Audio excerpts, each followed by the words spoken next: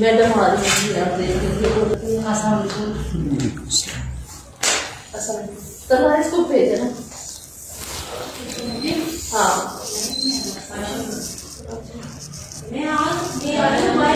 नहीं तो और आए ना।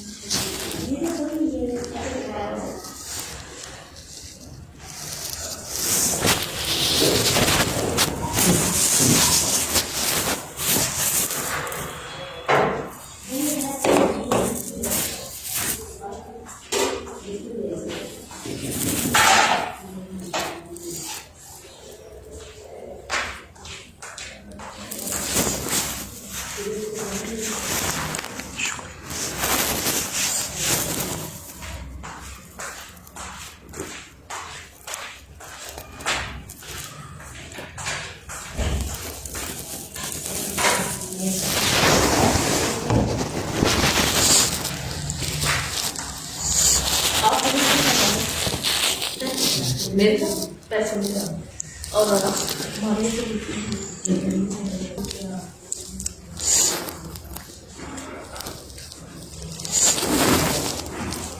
आप लोगों ने किसके साथ जाना दो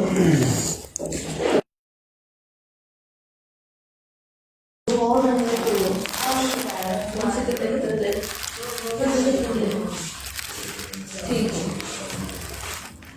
ठीक आप वेट करेंगे आप दोनों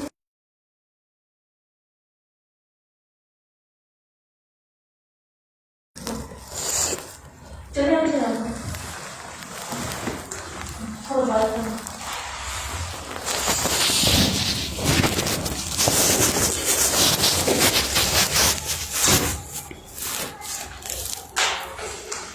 बैठ